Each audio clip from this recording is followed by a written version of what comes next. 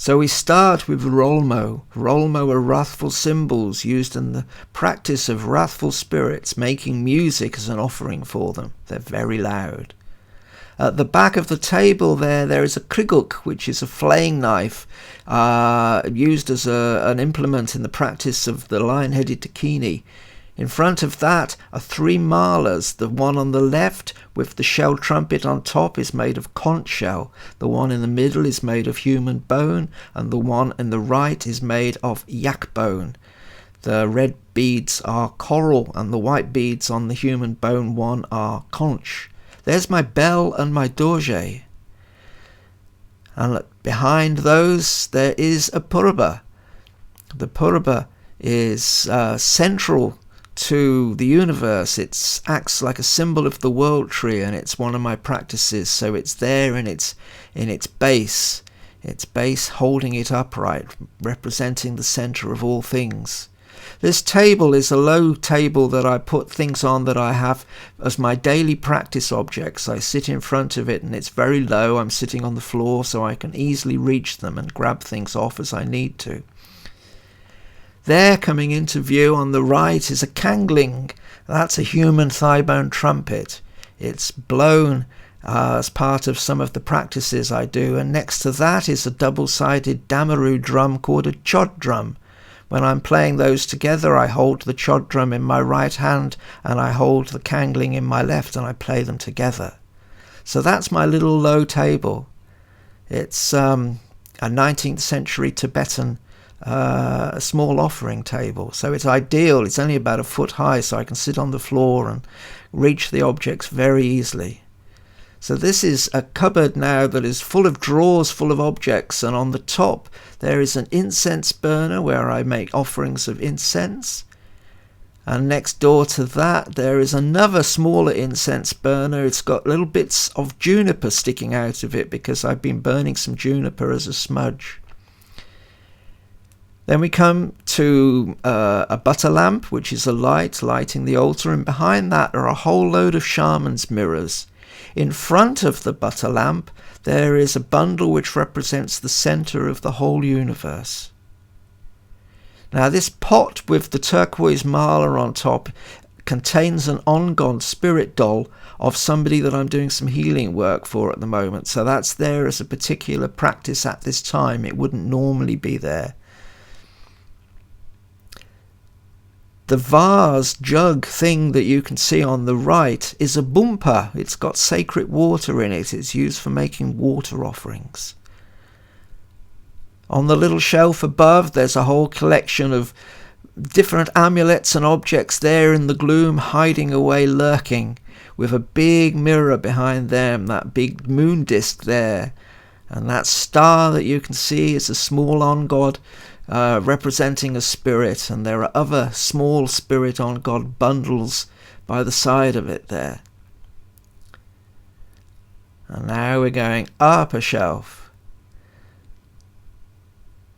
and we have different Buddhist beings. We have here Zambala, the wealth god, and we have Mahakala, and above we have Magic Labdron, who is the woman who kind of created or worked with, formalized the practice of chod. And this is Padmasambhava. Padmasambhava is the Tantric Buddha, but he's also the first shaman figure. He's considered to be the kind of lineage founder of Tibetan shamanism in some of the traditions. There's a rainbow shining on the altar from a window dangle, and that's a small mirror that you can see there, an altar mirror on its little base. And by the side of the altar mirror is Naga Kanyan. Naga Kanyan is a Naga, and is one of the Nagas that is sort of she's considered to be the daughter of the Naga king. I do a lot of Naga practice, so that's Naga Kanyan there, with her rainbow tassels, rainbow kind of streamers. She sits and she holds a conch shell between her two hands. There it is, just coming into view. So her hands are holding a conch shell. and her lower half of her body is a serpent. So moving across, the figure in the front is holding a veena, and she is Sarvati. She is the goddess of music and creativity. And next to her is Simamukha, the lion-headed Dakini, with her Katvanga staff, that long spear-like thing. Behind her is Yeshisogyal. Yeshisogyal is the consort of Padmasambhava, and leaning up against it is a trident that my friend Bola brought back from Tibet for me. So we go up a shelf, and here we start to see Damjen Dorleg. Damjen Dorleg is the blacksmith spirit. He's both a Tibetan spirit, a retinue being for a being called Dorji Legpa, and also he is the blacksmith spirit of the shamans, especially Buryat shamans who are living in Mongolia and just north of Mongolia in Russia. In his hand there, just coming into view, it's hard to see, but he's holding a blacksmith's hammer. He's fierce, he's a wrathful being, he has a wild grin on his face, and he rides a goat with iron horns. Underneath there are blacksmith tools from, it's an old shaman set from Mongolia. Miniature tools, and there's some weapons on there too, and there are other offerings of iron made by blacksmith shamans in Mongolia. Damjen Dorleg is a protector, but he's also a patron saint of shamans, and especially those who work with ritual objects. The blacksmith is very important. There is a reindeer.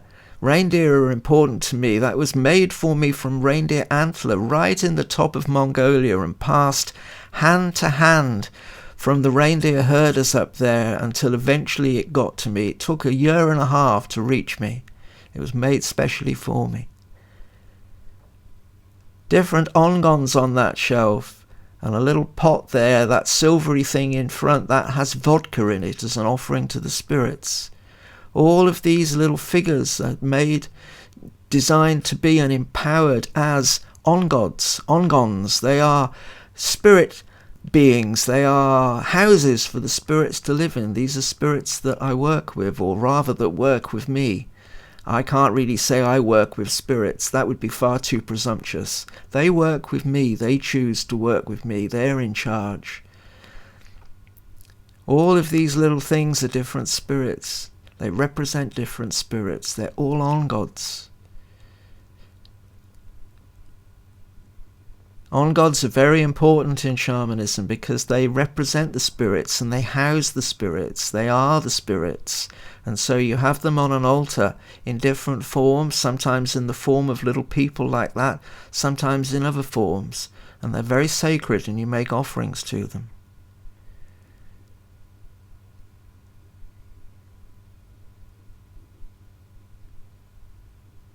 And we're just starting to move up another statue here. This is another spirit. This is a healing spirit that I have as part of the spirits who work with me. I know him as the White Khan. He's a Savdag. He is a mountain spirit. He is an earth spirit. And then we go up a shelf again to the top shelf here. And we have a Gao. That little box there with a picture of a Dakini on it is a Gao.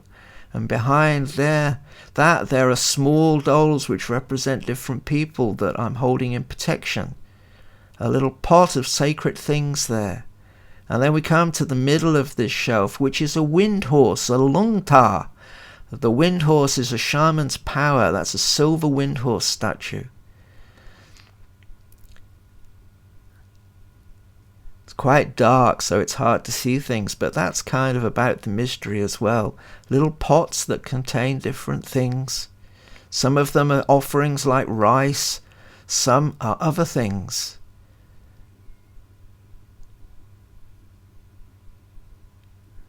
And coming back away from the altar, you'll be able to see a little bit more of it in its entirety. And the rainbow has now moved around and is shining a little bit on Naga Kanyan, which is a good thing for it to do. That's my peaceful offering altar, my peaceful altar, and the one with the skull over there on the right, that's my wrathful altar. That's where all of the protector beings, the wrathful beings, have, and all their offerings are. So on the left of my altar here, I'm going to zoom in gradually on my Khatvanga. Now, the lion-headed Dakini was holding a Khatvanga. That was the sort of spear that I talked about. This is my Khatvanga. The Khatvanga is a special tantric staff which represents a consort, so that it is like your other half. So Padmasambhava is holding one, and that represents Yeshe Sogyo. This is mine. So if I'm doing practice, I sometimes hold that in the way that Padmasambhava holds his. It's a sort of balance. It's a tantric thing. It's the balance of the sexes. So kind of that represents something that is female. So when I'm holding that, it's a little bit like the union of myself and the universe's femaleness, I guess is a good way of putting it. And coming across to the other side, we have other objects. We have my bardag, which is my blessing wand. And behind my bardag, there is my manjig, which I can't say a lot about, but it's basically a bundle of snakes, and it has my jaw harp in it. And behind all of those, you will come to eventually my Naga staff, my white shaman staff, my dragon staff. There's its bell, and there is its head with its tongue sticking out. That's used to work with the Nagas. It is a Naga staff used especially by Burat shamans in northern Mongolia. So I hope you've enjoyed having a little peek.